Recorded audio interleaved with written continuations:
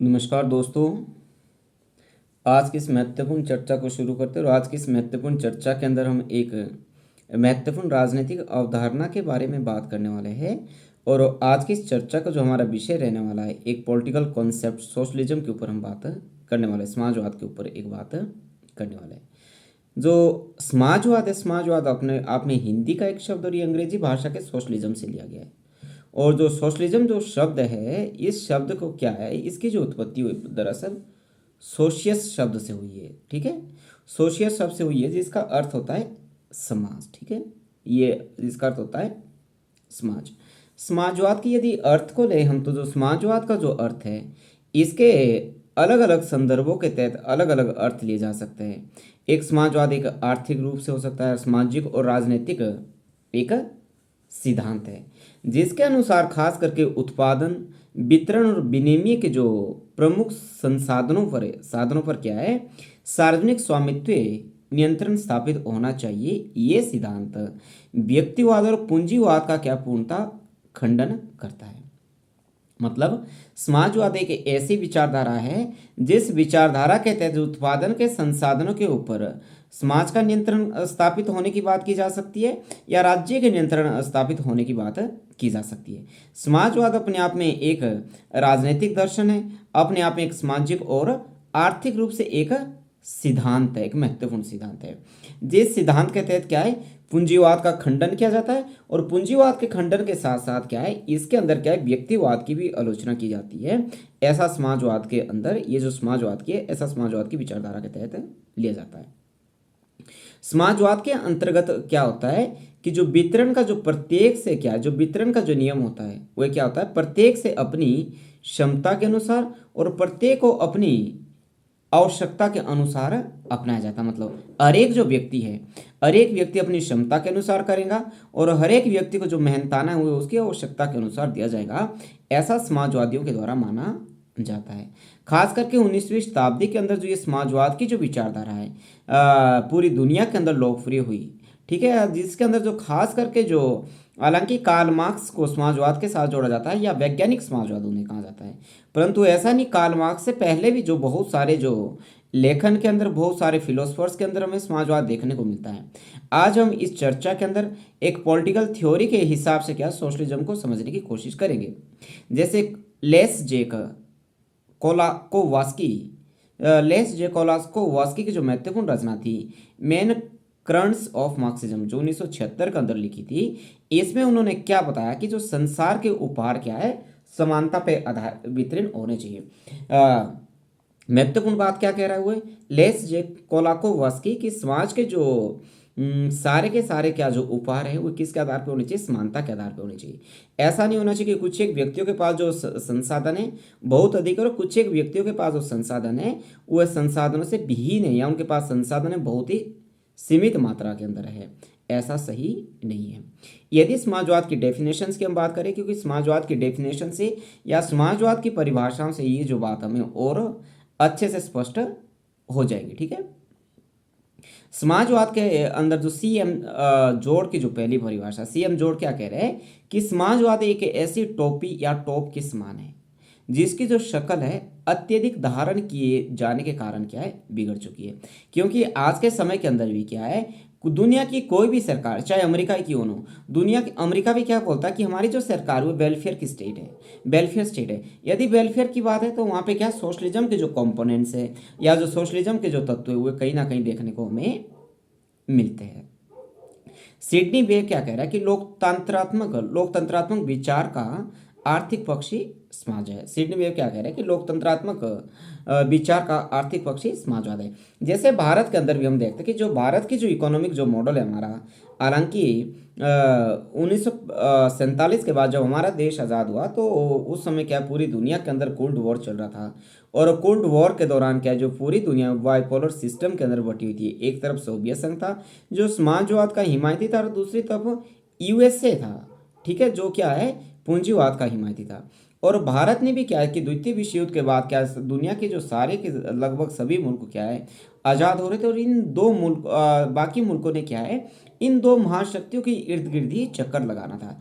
या तो भारत ने भी सोवियत संघ के साथ खड़ा होना था या भारत ने अमेरिका के साथ खड़ा होना था। इसका मतलब ये था, यदि भारत अपने इकोनॉमिक मॉडल ऑफ डेवलपमेंट को सोशलिज्म अपनाता, समाजवाद अपनाता, तो उसने क्या है, सोवियत संघ की तरफ खड़ा होना था। और जब जो भारत वो सोवियत संघ के साथ खड़ा होता, तो स्वाभाविक रूप से वो एक दुश्मन किसका बनना था, अमेरिका का बनना था। दूसरी तरफ यदि भारत यूएसए के साथ खड़ा होता और पूंजीवाद को अपनाता, तो ये स्वाभाविक था कि उसने क्या, सोवियत संघ से दुश्मनी मोल लेनी थी। क्योंकि सेकेंड वर्ल्ड वॉर के दौरान क्या, कोल्ड वॉर इंटरनेशनल लेवल पे चला हुआ था, और पूरी जो वर्ल्ड है वो बाइपोलर सिस्टम के अंदर बटी हुई थी। परंतु भारत ने ऐसा नहीं किया। जो भारत के हमारे जो first prime minister doctor Pandit Jawaharlal Nehru थे, उन्होंने क्या है कि जो इकोनॉमिक मॉडल ऑफ डेवलपमेंट है, उन्होंने क्या हुआ, mixed economic model of development रखा, जिसमें उन्होंने क्या किया कि समाजवाद के भी अच्छे गुण लिए और पूंजीवाद के भी अच्छे गुण लिए। ऐसे परिस्थिति के अंदर क्या, जो भारत को दोहरा लाभ मिला, एक तो उसे अमेरिका की तरफ से भी मदद मिली और सोवियत संघ की तरफ से भी मदद मिली। हालांकि जो अमेरिका की तरफ से शुरू के अंदर जो भारत को मदद वो ना के बराबर थी, और खास करके जो इंटरनेशनल लेवल के अंदर जो कोल्ड वॉर चल रहा था, हमारा जो पड़ोसी मुल्क पाकिस्तान हुआ है क्या है, अमेरिकी गुट के अंदर शामिल था, और अमेरिकी के गुट के अंदर शामिल था। तो ऐसी परिस्थिति के अंदर क्या है, अमेरिका के द्वारा जो बहुत बड़ी आर्थिक मदद वो पाकिस्तान को दी जाती थी, और भारत के ऊपर क्या, अमेरिका के द्वारा क्या, तरह तरह के क्या, इकोनॉमिक रिस्ट्रिक्शन भी लगाए जाते थे। परंतु जो भारत को बहुत बड़ी जो मदद है इकोनॉमिक फील्ड के अंदर हो, बाकी तरह से वेपन्स की हो, एमुनेशंस की हो, वह क्या, सोवियत संघ के द्वारा मिलती थी। परंतु फिर भी भारत ने क्या है, समाजवाद और पूंजीवाद के भी अच्छे गुण को लिया है। इसका मतलब है कि भारत के अंदर क्या है, जो सरकार सार्वजनिक जो संपत्ति है उसको भी स्ट्रेंथन किया गया, और पूंजीवाद को भी क्या है, यहाँ पे फलने फूलने का मौका दिया गया, जो कि एक भारत की इकोनॉमिक डेवलपमेंट के लिए सही रास्ता भी था। परंतु हमारे देश के अंदर भी क्या है, जब हमारे देश के अंदर क्या है, 1991 के अंदर एक तो इंटरनेशनल लेवल की जो परिस्थिति थी, इंटरनेशनल लेवल की परिस्थिति ये थी कि एक तो सोवियत संघ का विघटन हो गया था। सोवियत संघ क्या है, अपने आप को अमेरिका के मुकाबले इकोनॉमिक रूप से क्या है, स्ट्रांग नहीं रख पाया, जिस कारण क्या है 1991 के अंदर क्या है, सोवियत संघ का क्या है, 15 छोटे बड़े गणराज्यों के अंदर क्या है, उसका भी विघटन हो चुका था। और सोवियत संघ के जो 15 गणराज्य बने, उन 15 गणराज्यों ने भी क्या है, पूंजीवादी अर्थव्यवस्था को अपने देश के अंदर अपना लिया था। और 1991 के अंदर भारत की जो इकोनॉमिक कंडीशन थी इस तरह से बनी थी कि भारत के अंदर क्या है, फाइनेंशियली इमरजेंसी लगाने का क्या वक्त आ गया था। परंतु उस समय हमारे देश के जो प्राइम मिनिस्टर थे नरसिम्हा राव, और देश के जो फाइनेंस मिनिस्टर थे डॉक्टर मनमोहन सिंह ने देश के सामने एक नया इकोनॉमिक मॉडल लाया, और उस इकोनॉमिक मॉडल के तहत क्या है, भारत को क्या, फाइनेंशियल क्राइसिस से बाहर निकाला। परंतु आज के समय के अंदर लॉन्ग टर्म के अंदर जो इसका एग्जाम्पल्स ये है कि भारत के अंदर क्या है, जो पब्लिक सेक्टर थे, पब्लिक सेक्टर को बेचने का काम किया जा रहा है, और जो प्राइवेट सेक्टर है वो आज के समय के अंदर जो सरकारों के द्वारा उसको स्ट्रेंथन किया जा रहा है। मतलब आज के समय के अंदर जो रिच है वो और अधिक रिच होता जा रहा है, और जो पुअर है वो और अधिक पुअर होता जा रहा है। ठीक है, 1991 के जो एलपीजी का मॉडल क्या है, नरसिम्हा राव और डॉक्टर मनमोहन सिंह के द्वारा हमारे देश के अंदर लाया गया। यही है कि लोकतंत्रात्मक तरीके से क्या है, समाजवाद की स्थापना करना, जो कि सिडनी बेव कह रहे हैं। सेलर्स की हम बात कर रहे थे। सेलर्स क्या कह रहे हैं कि समाजवाद एक जनतंत्रीय क्या है, आंदोलन है, जिसका उद्देश्य समाज के ऐसे आर्थिक संगठन का निर्माण करना है जो व्यक्ति को हर समय अधिकतम संभव न्याय व स्वतंत्रता दे। ऐसा क्या सेलर्स का मानना रहा है। ठीक है, और जो प्रूदो है, प्रूदो एक महत्वपूर्ण जो समाजवादी दार्शनिक वो है, प्रूदो क्या कह रहा है कि सभी प्रकार की संपत्ति चोरी है। कार्ल मार्क्स भी यही तो कह रहा है कि शोषण का मुख्य कारण क्या है, शोषण का मुख्य कारण ही ये है कि मुट्ठी भर जो व्यक्ति ऐसे है, या एलिट ग्रुप बहुत कम व्यक्ति ऐसे हैं जिनका उत्पादन के संसाधनों के ऊपर कंट्रोल है, और जब उत्पादन के संसाधनों के ऊपर उन व्यक्तियों का नियंत्रण है, तो होता क्या, जो हमारे देश दुनिया के अंदर जो सर्वहारा वर्ग है, जो मेहनत कश है, वह दिन दुगनी रात चौगुनी वह मेहनत करता है, परंतु मेहनत करने के बावजूद भी उसको मेहनताना नहीं मिलता। इसलिए प्रूदो तो कह रहा है कि सभी प्रकार की संपत्ति चोरी है। इसलिए समाजवाद के अंदर या कार्ल मार्क्स के विचारों के अंदर भी हमें यही तो देखने को मिलता है कि जो वहाँ पे क्या है, कार्ल मार्क्स के विचारों के अंदर क्या है कि वहाँ पे किसी की भी निजी संपत्ति नहीं होगी। किसी की निजी संपत्ति का मतलब होता है ना तो कोई अमीर होगा ना कोई गरीब होगा, सबकी जो परिस्थिति है वो क्या है, एक समान होगी। सभी व्यक्ति को कार्य करना होगा, वो चाहे अमीर व्यक्ति है पहले के चाहे जिस भी स्तर का, कि सभी व्यक्तियों को क्या है श्रम करना होगा, और जब वो श्रम करेगा श्रम के बदले उसको मतलब उसके क्या है, राज्य की तरफ से उसका पूरा ध्यान रखा जाएगा। इमाइल क्या बोल रहा है समाजवाद के बारे में? इमाइल बोल रहा है कि समाजवाद का जो अभिप्राय ये है कि श्रमिकों के ऐसे संगठन से है जिसका उद्देश्य पूंजीवादी संपत्ति को क्या है, सामाजिक संपत्ति में परिवर्तित करने के लिए राजनीतिक शक्ति प्राप्त करना है। ये भी महत्वपूर्ण बात है।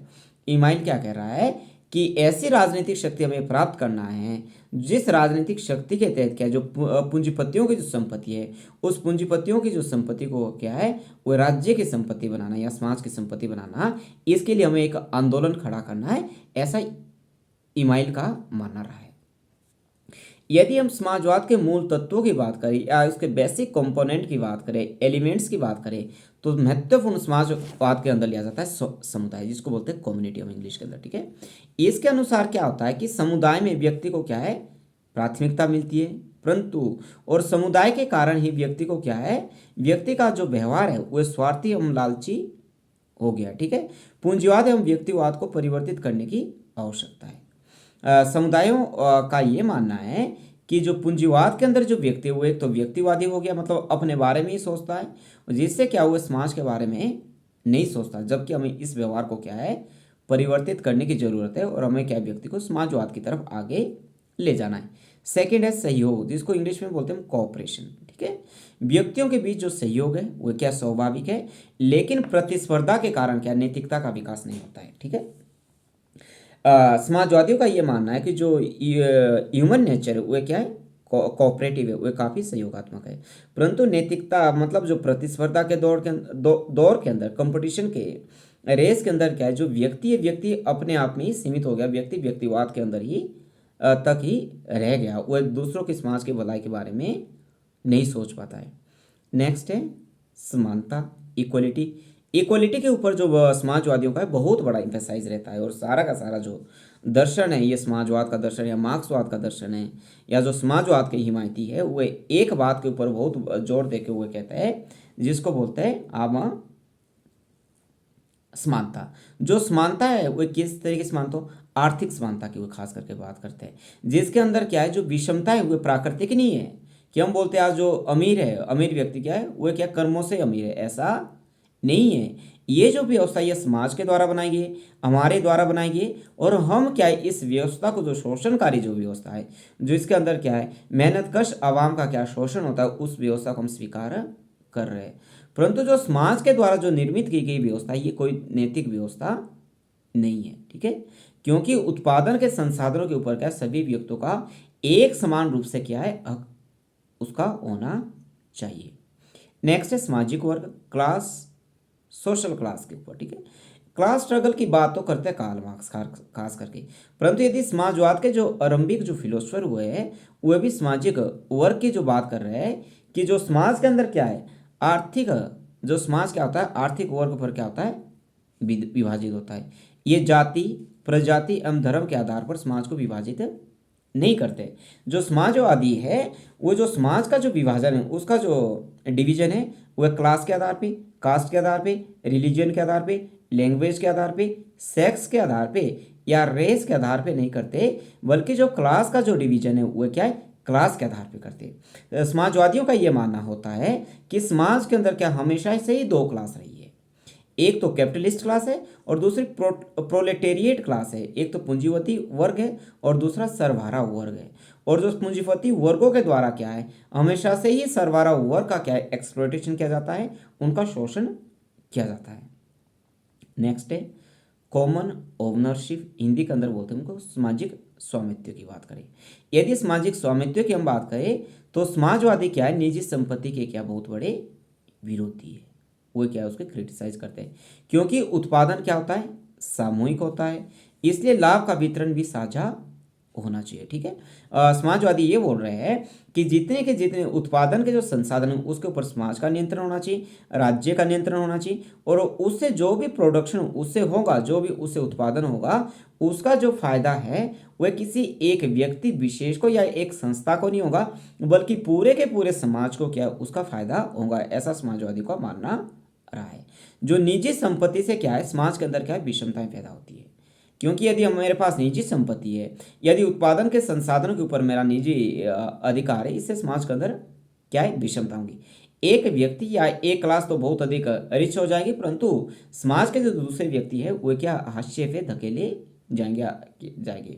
इसलिए वो क्या बोलते हैं कि जो संपत्ति पर क्या है, समुदाय एवं राज्य का नियंत्रण क्या है, महत्वपूर्ण क्या है, आवश्यक है। एक जो विचारधारा है, क्योंकि राजनीति के अंदर वह बहुत सारी जो राजनीतिक विचारधाराओं का जो जन्म है देश दुनिया के अंदर हुआ, उसमें जो एक जो विचारधारा खास कर वो है अराजकतावाद की विचारधारा है। अराजकतावाद एवं समाजवाद की विचारधारा, खास करके यदि अराजकतावाद और समाजवाद की विचारधारा के अंदर हम बेसिक डिफरेंस समझने की कोशिश करें, तो समाजवाद का मतलब है, जो समाजवाद है वो उत्पादन के संसाधनों के ऊपर राज्य का नियंत्रण स्थापित करना चाहता है, और ये निजी संपत्ति और व्यक्तिवाद का क्या है, विरोधी है।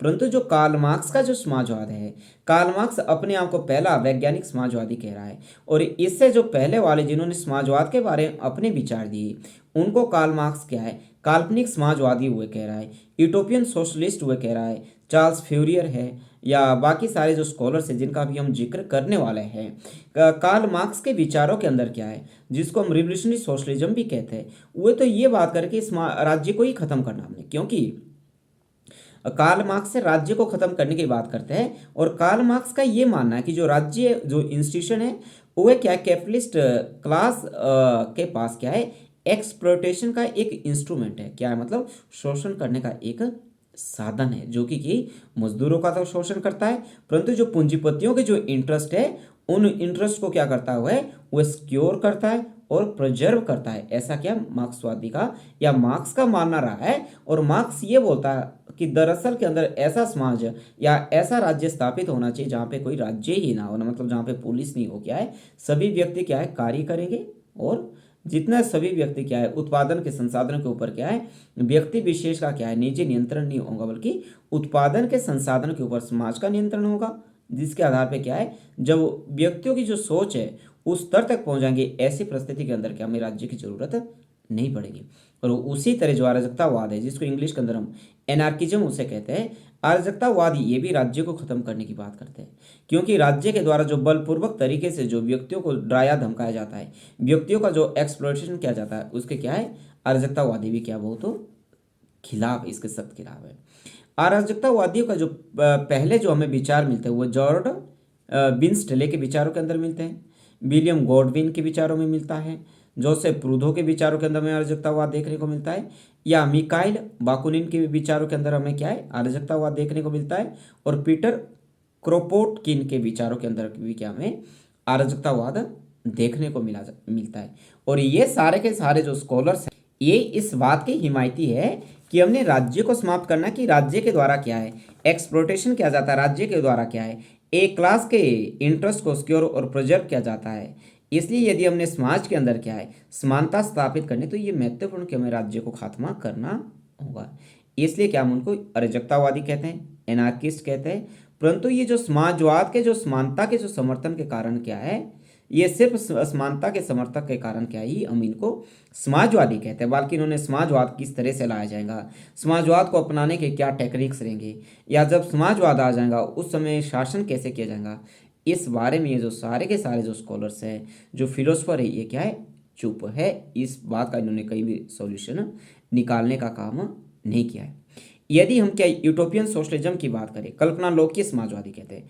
कल्पना लोकीय समाजवादियों का मतलब है कि ऐसा विचार जो दरअसल के अंदर क्या है प्रैक्टिकल के अंदर उसको नहीं लाया गया, परंतु सपनों के अंदर ही क्या है एक माया नगरी के अंदर ही क्या है उसको एक तैयार किया गया था। जैसे प्लेटो का था, प्लेटो जिस आदर्श राज्य की बात करता था, सबसे पहले यदि कल्पना लोकीय विचारक हमने देखना है या कल्पना लोकीय समाजवादी हमने देखना है, यूटोपियन सोशलिस्ट देखना है, वो तो प्लेटो के विचारों के अंदर देख लें। और प्लेटो को क्या है हम फादर ऑफ पॉलिटिकल फिलोसफर कहते हैं, ठीक है, क्योंकि जो प्लेटो ने पहली बार क्या है राज्य का जिक्र किया था कि एक राज्य कैसे होगा।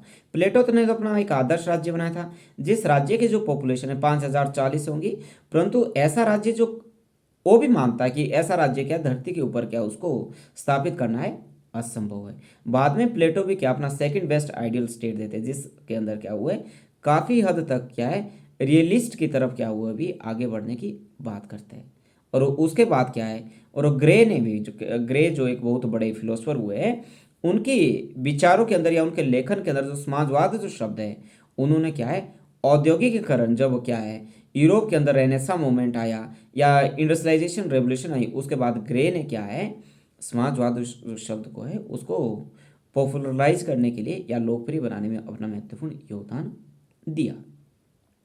नेक्स्ट है थॉमस मोर, कैंपेनिला, फ्रांसीसी बेकन तथा जेम्स हैरिंगटन ने 16वीं और शताब्दी के अंदर क्या है एक आदर्शवादी समाज की कल्पना की थी, जिसके अंदर क्या है पूर्ण तरीके से समानता होंगी और किसी भी प्रकार की क्या वहाँ पे विषमता नहीं होगी। यदि हम क्या है समानता के संबंध में महत्वपूर्ण कुछ एक स्कॉलर्स की अ, रचनाओं की बात करें, उसके अंदर महत्वपूर्ण नाम आता है थॉमस मोरे का। थॉमस मोरे ने क्या है 1516 के अंदर एक महत्वपूर्ण बुक लिखी, जिस बुक का नाम था यूटोपिया। उसके बाद जो महत्वपूर्ण फिलोसफर हुए जिनका नाम था टमासो कैंपेनिला, टमासो कैंपेनिला, उन्होंने क्या है 1602 के अंदर एक महत्वपूर्ण बुक लिखी, जिस बुक का नाम था द सिटी ऑफ द सन।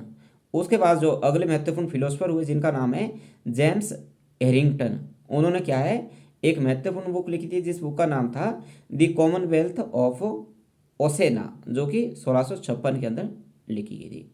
एक अगले महत्वपूर्ण फिलोसफर हुए जिन फिलोसफर का नाम था जॉर्ज बेंस्टले, उन्होंने क्या 1652 के अंदर एक महत्वपूर्ण बुक लिखी, जिसका बुक का नाम था the law of freedom in a platform. ये क्या है इन सारी की सारी रचनाओं के अंदर क्या हमें समाजवाद क्या है, जो समाजवाद का जो विचार है, समाजवाद के जो तौर तरीके हुए क्या देखने को मिलते हैं। या खास करके कबीर के विचारों के अंदर क्या, कबीर के विचारों पे हम फिर कभी चर्चा करेंगे। कबीर के विचारों के अंदर भी हमें समाजवाद देखने को मिलता है। यदि समाजवाद के बौद्धिक आधार की बात करें कि जो इसका इंटेलेक्चुअल बेस है, इंटेलेक्चुअल बेस के अंदर किस आधार को हम लेते हैं, तो इंटेलेक्चुअल बेस के अंदर क्या है फ्रांसीसी क्रांति के बाद, क्योंकि फ्रांसीसी जो क्रांति जो फ्रेंच रेवोल्यूशन हुई थी 1789 की, फ्रेंच रेवोल्यूशन के जो 3 स्लोगन्स थे आपके स्वतंत्रता, समानता और भ्रातृत्व, मतलब इक्वलिटी, लिबर्टी एंड फ्रेटर्निटी। इसके अंदर जो इक्वलिटी जो शब्द है पहले नंबर पर रखा इन्होंने समानता, और सेकंड पे रखा इन्होंने स्वतंत्रता, तीसरे नंबर पे रखा इन्होंने भाईचारा। ये जो नारे थे, इन 3 नारों की वजह से क्या है दुनिया की जो राजनीति है, दुनिया का जो परिप्रेक्ष्य है वो पूरी तरह से परिवर्तित हो चुका था। क्योंकि फ्रेंच रेवोल्यूशन से पहले क्या है, मतलब पूरी दुनिया के अंदर इस तरह से क्या है एक सोच रही थी कि जो राज करने का वर्ग है या एक जो गवर्न करने का जो राइट्स है एक क्लास को ही है, मतलब एक क्लास को ही, एक क्लास से बाहर नहीं है, एलिट ग्रुप को ही राज करने का अधिकार है। परंतु जो फ्रेंच रेवोल्यूशन ने यह माना कि सभी व्यक्ति क्या है जन्म से क्या है समान है। और रूसो भी कह रहा है कि जो क्या है कि जो जो व्यक्ति जब वो जन्म लेता है वो क्या है आज़ाद लेता है, परंतु जैसे जैसे वो बड़ा होता है वो क्या है जंजीरों से जकड़ा रहता है। ठीक है, इसके साथ साथ क्या है जो इसका फ्रांसीसी क्रांति के बाद क्या है जो औद्योगिक जो क्रांति आई, और औद्योगिक क्रांति को क्या है प्रभावी रूप से उसके ऊपर जो अपने विचार दिए थे, और जिससे क्या है एक महत्वपूर्ण जो फिलोसफर हुए जिनका नाम था फ्रांसियो फ्रांसियो नोएल बेफ्यूल तत्व और फिलिपो मिचेल के विचारों के अंदर हमें क्या है ये देखने को मिलता था। ये जो दोनों विचारक थे, ये जो विचारक थे अपने आप में एक महान विचारक थे, और इन विचारों के साथ साथ कि रूसो के विचारों के अंदर भी हमें देखने को मिलता है, जिन्होंने क्या किया कि आधुनिक औद्योगिक समाज की कड़ी आलोचना की, और उन्होंने उस समय यह भी कहा था कि औद्योगिक समाज के द्वारा क्या है विषमता पैदा होगी और विषमता पैदा हो रही है। क्योंकि औद्योगिक समाज के अंदर क्या है जिनका उद्योग के ऊपर नियंत्रण रहता था, उनकी जो आर्थिक स्थिति थी वो तो बेहतर हो रही थी, परंतु समाज का जो बहुत बड़ा जो तबका था जो इन्हीं उद्योगों को चलाता था, इन फैक्ट्रीज को चलाता था, उनकी जो स्थिति थी वो बहुत दयनीय रही थी। यदि हम आरंभिक समाजवाद की बात करें या पहले स्टेज के अंदर जो समाजवाद ने अपने कदम बढ़ाने आगे शुरू किए उन समाजवादियों की बात करें, तो पहले जो समाजवादी को हम यूटोपियन सोशलिस्ट ही कहते हैं या कल्पनावादी समाजवादी कहते हैं। ये जो विचार है हमें क्या है जो कार्ल मार्क्स की जो महत्वपूर्ण रचना थी जो 1867 के अंदर पब्लिश होती है जिसका नाम था, नहीं नहीं सॉरी, 1848 के अंदर पब्लिश होती है, जिस बुक का नाम था कम्युनिस्ट मैनिफेस्टो। और कम्युनिस्ट मैनिफेस्टो है वह मार्क्सवादी या जो समाजवादी क्या है, मार्क्सवाद के का है, उसको एक बाइबल के बराबर मानते हैं। क्योंकि देश दुनिया के अंदर कोई भी जो मार्क्सवादी होगा, समाजवादी होगा, वह कम्युनिस्ट मैनिफेस्टो उसने जरूर पढ़ा होगा। इस कम्युनिस्ट मैनिफेस्टो के अंदर क्या है, जो कार्ल मार्क्स ने है अपने आप को वैज्ञानिक समाजवादी बताया था, और इससे जो पहले वाले जो समाजवादी थे उन समाजवादियों को कल्पना लोकीय समाजवादी कहा था। ठीक है। और इनके साथ साथ जो हेनरी डे सेंट सीमन थे, उन्होंने क्या है ऑन द इंडस्ट्रियल सिस्टम में क्या लिखा, ऑन द इंडस्ट्रियल सिस्टम में समाज में जो विद्यमान जो समस्या है उनको उजागर करने का काम किया। ठीक है। सेंट साइमन थे, उनको भी हम क्या यूटोपियन सोशलिज्म कहते हैं, परंतु फिर भी उन्होंने क्या है इस बात को अपने लेखन के अंदर उजागर किया कि वो औद्योगिक समाज के द्वारा जिस तरह से जो विषमताएं फैल रही थी उन विषमताओं को क्या है उन्होंने समाज के सामने लाने का जो काम है वो सेंट साइमन के द्वारा किया गया, जो एक बेहतरीन जो कदम या जो प्रशंसनीय एक कार्य रहा है। सेंट साइमन के अनुसार क्या है कि वो औद्योगिक जो व्यवस्था को क्या है मानवीय, तार्किक, वैज्ञानिक आधार को और धार्मिक आधार पर संचालित होना चाहिए। लाभ और प्रतिस्पर्धा जैसे विचारों को हतोत्साहित करने की आवश्यकता है। इन्होंने निजी संपत्ति को समाप्त करने का भी क्या समर्थन किया था। यदि रॉबर्ट ओवन के विचारों को हम जाने तो जो रॉबर्ट ओवन है, रॉबर्ट ओवन को क्या हम ब्रिटेन के अंदर समाजवाद का पिता बोला जाता है। रॉबर्ट ओवन का जो समाजवादियों के अंदर इतना इसका योगदान है कि ब्रिटेन के अंदर क्या रॉबर्ट ओवन को क्या है समाजवाद का पिता कहा जाता है। रॉबर्ट ओवन की एक महत्वपूर्ण रचना रही या उनका एक निबंध था जिसका नाम था a new view of society. A new view of society के अंदर क्या उन्होंने के आदर्श समाज का विचार दिया था। और कैसा आदर्श समाज होगा जिसमें क्या है दूसरों के हितों का ध्यान रखा दिया जाएगा और सभी को शिक्षा एवं स्वास्थ्य की जो सुविधा है वह प्राप्त होंगी। महत्वपूर्ण बात है। उद्योग लाभ के लिए जो उद्योग होंगे वो लाभ के लिए संचालित नहीं होंगे। उनके अनुसार क्या था, वर्तमान जो समाज है वह स्वार्थ, अज्ञानता, घृणा एवं बेमनस्य से भरा हुआ है। ऐसा क्या है हमारे रॉबर्ट ओवन का मानना रहा है। यदि चार्ल्स फ्यूरियर के विचारों को हम जाने और चार्ल्स फ्यूरियर के विचारों के अंदर क्या है हमें समाजवाद कहाँ पे देखने को मिलता है, तो चार्ल्स फ्यूरियर ने भी पूंजीवाद का और व्यक्तिवाद का क्या उन्होंने विरोध किया था। वो अपने विचार यहीं से ही शुरू करते हैं। और उनकी जो एक महत्वपूर्ण जो रचना थी, जिस रचना का नाम था the theory of the four movements का उन्होंने क्या है प्रकाशन करवाया। और उन्होंने एक समुदाय का इसके अंदर क्या निर्माण किया जिसका नाम दिया था उन्होंने फ्लेनेक्स, जिसमें पुलिस, वकील और सेना की कोई भी आवश्यकता नहीं होगी और जो सामाजिक जो जीवन है वह अत्यधिक सद्भावपूर्ण क्या भाईचारे के साथ क्या है चलेगा। ऐसा क्या चार्ल्स फ्यूरियर का मानना रहा है। यदि समाजवाद को हम क्रांति या क्रमिक परिवर्तन की बात करें, क्रांतिकारी परिवर्तन की बात तो मिलती है हमें कार्ल मार्क्स के विचारों के अंदर, क्योंकि कार्ल मार्क्स का ये मानना है कि हमें क्या क्रांति के माध्यम से उत्पादन के संसाधनों को छीनना होगा। जिन व्यक्तियों का उत्पादन के संसाधनों के ऊपर नियंत्रण है वे व्यक्ति क्या बहुत आसानी से उत्पादन के संसाधनों से अपना नियंत्रण छोड़ने को राजी नहीं होंगे। इसलिए क्या हमें मजदूर वर्ग के अंदर क्या है एक चेतना जागृत करनी होगी जो कि पूंजीपतियों के खिलाफ होंगी। और उन चेतना से क्या है जब पूंजीपति अपने जो मजदूर वर्ग है, मेहनत कश है, जो मेहनत करता है, अपना श्रम वो बेचता है, वो इस बात को समझ आएंगे तो ऐसी परिस्थिति के अंदर क्या है जो पूंजीपति है वो क्या है खत्म हो जाएंगे। मार्क्स के विचारों के अंदर क्या है हमें क्रांतिकारी विचार का जो विचार है वो देखने को मिलता है। जबकि जो फर्डिनांड लासले थे उन्होंने ये कहा था कि राज्य के द्वारा समाजवाद की जो प्राप्ति है वह संभव है और राज्य के द्वारा ही मानवीय स्वतंत्रता और सर्वहारा का उत्थान किया जा सकता है। इसलिए जो जर्मन जो विचारक था लासले ने क्या है श्रमिक वर्ग को मतदान अधिकार की भी मांग उठाई थी तथा वैज्ञानिक एवं शांतिपूर्ण तरीके से समाजवाद की स्थापना करने के अंदर क्या इनका विश्वास रहा है और सर्वहारा वर्ग के अधिनायकवाद को क्या उन्होंने स्वीकार किया है। किसने? लासले के द्वारा। और जो एक जर्मनी जो विचारक है जिनका नाम था एडवर्ड बर्नस्टीन ने भी मार्क्स की जो मूल मान्यता थी उस पर उसने सवाल उठाए थे। क्या सवाल थे इनके अनुसार? क्या था एडवर्ड बर्नस्टीन के कि मार्क्स का जो विचार है वो अपने आप में नियतिवादी है और मानवीय स्वतंत्रता की गरिमा को सीमित कर रहा है तथा पूंजीवाद के विकास के साथ जो सर्वहारा वर्ग की स्थिति क्या है, खराब होने के बजाय क्या है, वह बेहतर हो रही है तथा जिन समाजों में पूंजीवाद का विकास प्रभावी हुआ वहां सर्वहारा वर्ग में क्रांति की चेतना का विकास नहीं हुआ। एडवर्ड वाइंस्टीन का यह मानना था कि कार्ल मार्क्स का जो ये विचार था कि जिन देशों के अंदर जो औद्योगिक क्रांति आएंगी, जैसे जैसे औद्योगिक क्रांति अपने चरम सीमा के अंदर आगे बढ़ेगी उस समय क्या होगा कि जो तो पूंजीपति वर्ग है उनकी जो संख्या है उनकी संख्या प्रतिदिन क्या होगी, कम होगी और जो सर्वहारा वर्ग है या जो मेहनत कश मजदूर है उसकी जो स्थिति वो और बेहतर और मतलब बुरी होती जाएंगी। कार्ल मार्क्स का ये मानना था कि जो ये कंपटीशन का जो दौर है, ये प्रतिस्पर्धा का दौर है, इस प्रतिस्पर्धा के दौर के अंदर क्या होता है कि शुरुआत के अंदर क्या था कि बहुत सारे कंपटीटर होते हैं, उन कंपटीटरों से में से या उन प्रतिस्पर्धात्मक वालों में से क्या है, एक बड़ा एक बड़ा कंपटीटर बन जाता है, एक बड़ा पूंजीपति बन जाता है।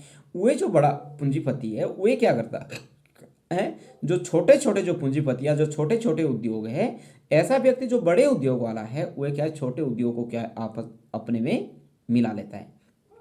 जैसे भारत का एग्जांपल लेते हैं, भारत के अंदर क्या है, अबानी अडानी के जो इतने बड़े बिजनेस घराना है, उनका बिजनेस हाउस है और उसके देश की जो संपत्ति के है उत्पादन के संसाधन पर अच्छा खासा नियंत्रण है।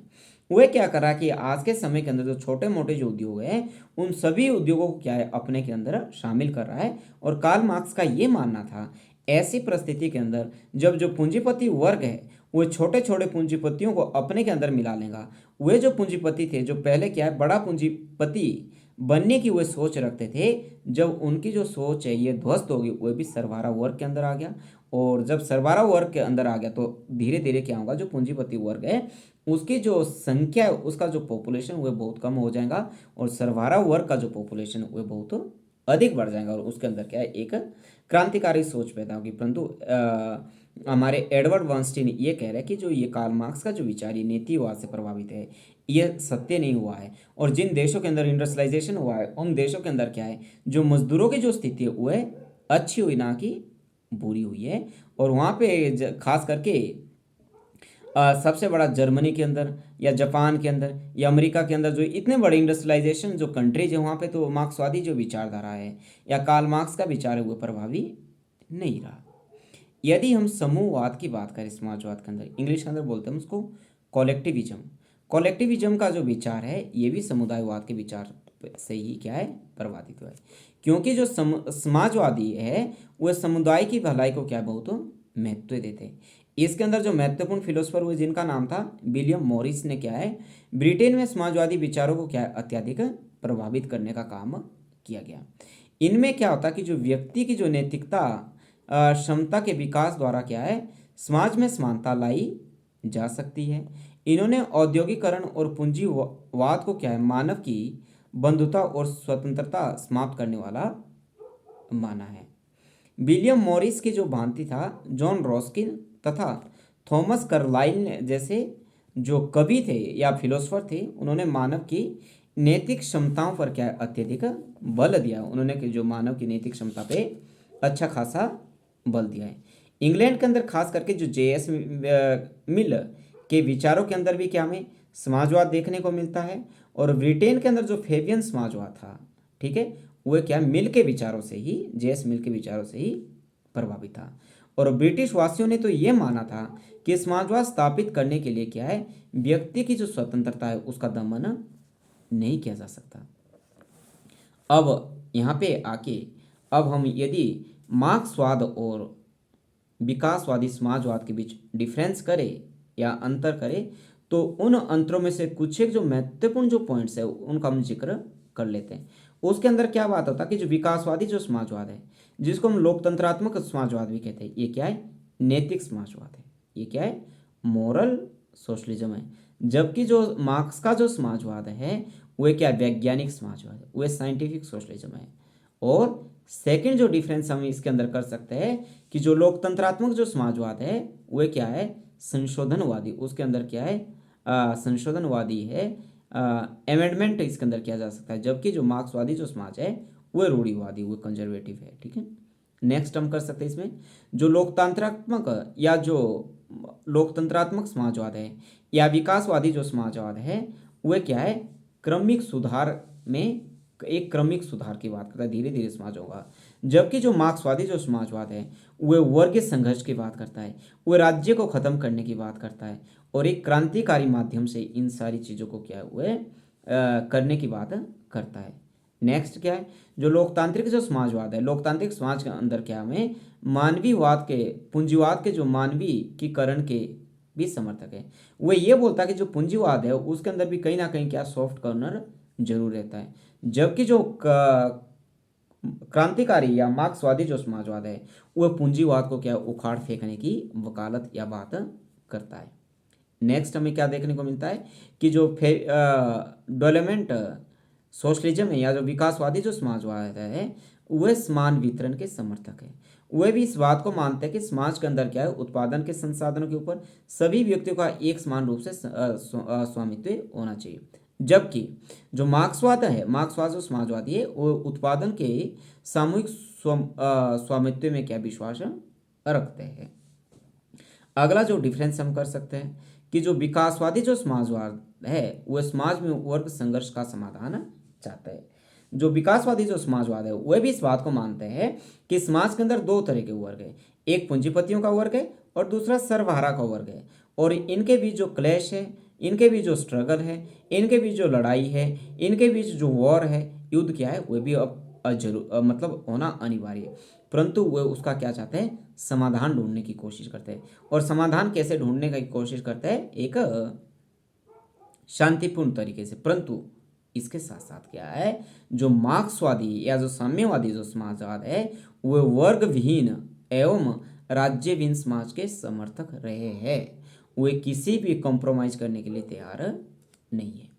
सेकेंड, हम जो विकासवादी समाजवाद के अंदर क्या है सापेक्षिक समानता को क्या हुआ स्वीकार करते हैं, मतलब पूरी तरह से क्या विकासवादी जो समानता है वो पूरी तरह से समानता की बात नहीं करते, मतलब कुछ एक हद तक समानता होनी चाहिए ऐसा उनका मानना है। परंतु जो साम्यवादी जो समाजवाद है वह निरपेक्ष समानता के समर्थक है, मतलब पूरी तरह से समानता होनी चाहिए। आर्थिक रूप से क्या है उत्पादन के संसाधनों के ऊपर राज्य का नियंत्रण हो, उत्पादन के संसाधनों के ऊपर समाज का नियंत्रण हो, और उससे जो भी प्रोडक्शन होगा, जो भी उससे उत्पादन होगा, उससे जो फायदा वो पूरे समाज का हो, ऐसा क्या साम्यवादी मार्क्सवादी का मानना रहा है। नेक्स्ट है लोकतंत्रात्मक जो समाजवादी है वो मिश्रित अर्थव्यवस्था चाहते हैं, जैसे भारत की इकोनॉमिक कंडीशंस है, वहाँ पे पूंजीवाद के भी अच्छे गुण हो सकते हैं और समाजवाद के भी अच्छे गुण हो सकते हैं। परंतु जो साम्यवादी समाजवाद है ये क्या पूर्णतः राज्य द्वारा नियंत्रित अर्थव्यवस्था के समर्थक है। वह ये बोलता कि एक राज्य के अंदर पूंजीवाद नहीं चलेगा, वो चाहे जितना अच्छा मर्जी हो, राज्य के अंदर क्या है उत्पादन के संसाधनों के ऊपर क्या है वह राज्य का ही नियंत्रण होगा, ना कि व्यक्ति विशेष का नियंत्रण होगा। ऐसा क्या है साम्यवादी समाजवादियों का मानना है। परंतु अगला डिफरेंस जो हमें विकासवादी समाजवाद और साम्यवादी समाजवाद के अंदर या मार्क्सवादी समाजवाद के अंदर देखने को मिलता है वह है विकासात्मक जो समाजवाद है वह आर्थिक प्रबंध को क्या महत्वपूर्ण मानता है, परंतु साम्यवादी क्या है केंद्रीय नियोजन को महत्व देते हैं। अगला नेक्स्ट है विकासवादी जो समाजवादी है वह लोकतंत्रात्मक संसदीय जो व्यवस्था है उसको क्या है प्रायोरिटी देते हैं, प्राथमिकता देते हैं, जबकि जो साम्यवादी सर्वहारा वर्ग को क्या है अधिनायक रूप में स्वीकार करते हैं। जो विकासात्मक समाजवादी है वो ये बोलता है कि एक संसदीय शासन प्रणाली के तहत या एक लोकतांत्रिक प्रणाली के तहत क्या शासन क्या होगा, एक लोकतंत्रीय प्रणाली के तहत क्या है जो समाजवाद स्थापित किया जा सकता है। परंतु जो साम्यवादी या मार्क्सवादी जो समाजवाद है वो बोलता है एक अधिनायकवादी समाजवाद होगा, जिस अधिनायकवादी के डिक्टेटरशिप होंगी, डिक्टेटरशिप किसकी होंगी प्रोलेटेरिएट क्लास की होगी, क्योंकि वह महत्वपूर्ण है। यदि हमने पूंजीपति वर्ग को खत्म करना है, उसका खात्मा करना है, जिसने क्या है पीढ़ी दर पीढ़ी या सदी दर सदी क्या उसने एक्सप्लोटेशन क्या है, एक्सप्लोटेशन किसका क्या है मेहनत कश का क्या है, एक्सप्लोटेशन किसका क्या है जो क्या है अपना श्रम बेचता है, उसके खिलाफ क्या है कुछ समय तक क्या है ये क्या है अधिनायकवादी या प्रोलेटेरिएट के रूप में क्या है प्रोलेटेरिएट जो क्लास उसको क्या है डिक्टेटरशिप के रूप में अपनी ये भूमिका निभानी होंगी, और जो क्या बहुत महत्वपूर्ण है। यदि हम उसका नेक्स्ट डिफरेंस देखने की बात करें देखें उसके अंदर, तो जो समाजवादी जो लोकतंत्र विकासवादी जो समाजवादी है इसके क्या है, राजनीतिक बहुलवाद को ये मानते हैं, जबकि जो साम्यवादी जो सरबराह वर्ग है वे एक दलीय शासन को महत्व देते हैं। ठीक है, जैसा हमें आज के समय के अंदर बहुत से कंट्रीज के अंदर भी देखने को मिलता है, जैसे क्यूबा है हमारा, सोवियत संघ था एक समय तक, चीन है, वे क्या है, एक दलीय प्रणाली को भी महत्व देते हैं।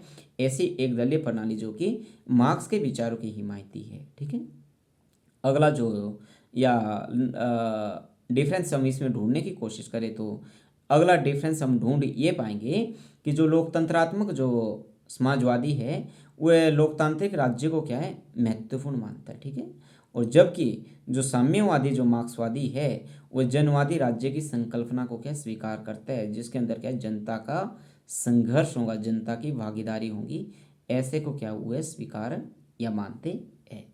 तो आज की इस चर्चा के अंदर क्या है, समाजवाद के कुछ एक पहलू को हमने समझने की कोशिश की, और कल की नई वीडियो के अंदर क्या है, समाजवाद के बारे में एक राजनीतिक अवधारणा के संबंध में या एक पॉलिटिकल थ्योरी के संबंध में जिस भी तरह की चर्चा हो सकती थी हो पाएंगी, उस चर्चा को हम क्या है अगले आने वाली वीडियो के अंदर उसको कवर करेंगे। ठीक है, आज की वीडियो के अंदर इतना ही, और ये उम्मीद करते हैं कि ये जो वीडियो है आपके परीक्षा के लिहाज से या आपके विचारों को अंदर क्या है, आपके विचारों को और ज़्यादा बेहतर करने के अंदर आपकी मदद ज़रूर करेगी। आज की वीडियो के अंदर बस इतना ही। Thank you so much.